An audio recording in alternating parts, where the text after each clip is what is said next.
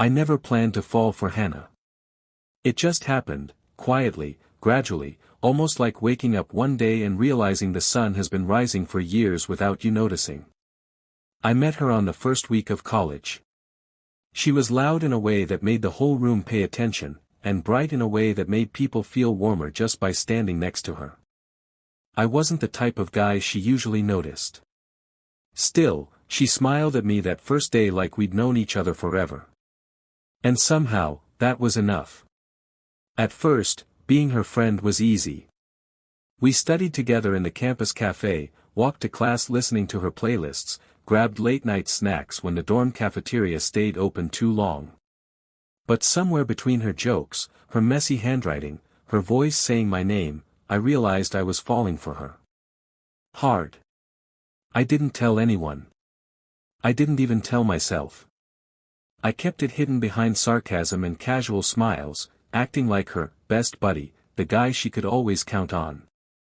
Meanwhile, every time she brushed my arm or laughed at something I said, my heart did this stupid jump that I tried to ignore. The hardest part wasn't loving her. The hardest part was pretending I didn't. She talked to me about guys she liked. A lot. We'd sit under the oak tree near the football field between classes, and she'd lean her head on my shoulder, not in a romantic way, just because she trusted me. Then she'd start telling me about some guy from her math class or some dude who texted her back after midnight. And I'd nod, give advice, smile like it didn't hurt.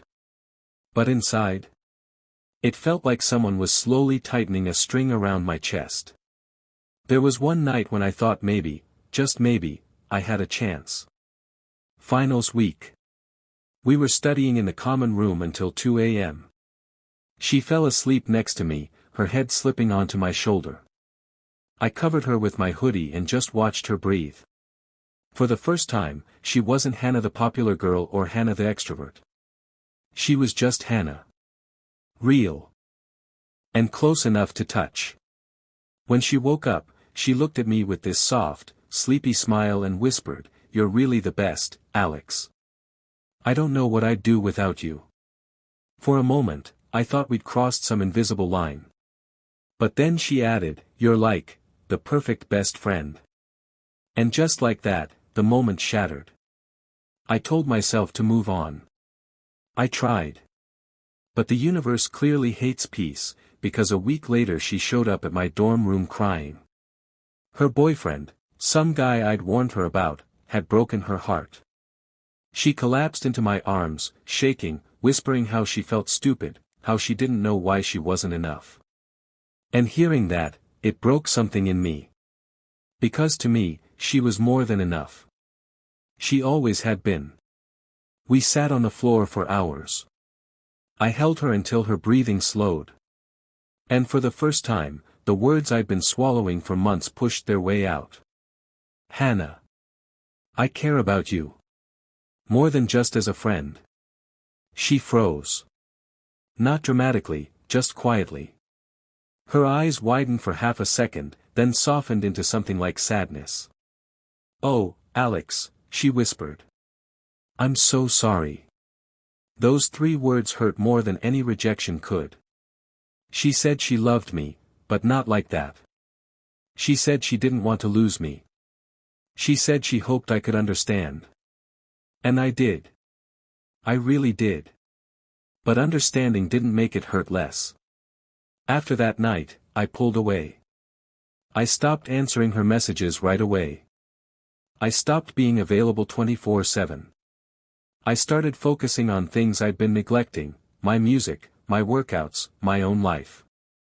At first I felt empty. Then numb. Then finally, free. Healing wasn't pretty. It wasn't some inspiring montage. It was long walks alone, deleting drafts of messages I never sent, letting go little by little.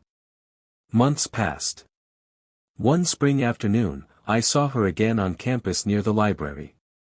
She looked happy. Different. Maybe I did too.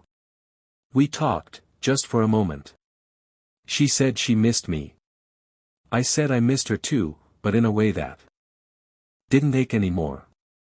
As we walked in opposite directions, I realized something. Loving her wasn't a mistake. But losing myself for her had been. I finally understood the lesson I wish someone had told me years earlier. Sometimes the person you want the most is the person you're meant to let go. And that's okay. Because unrequited love doesn't mean you're unworthy. It just means you're human. And you will heal. I did. And maybe that's enough.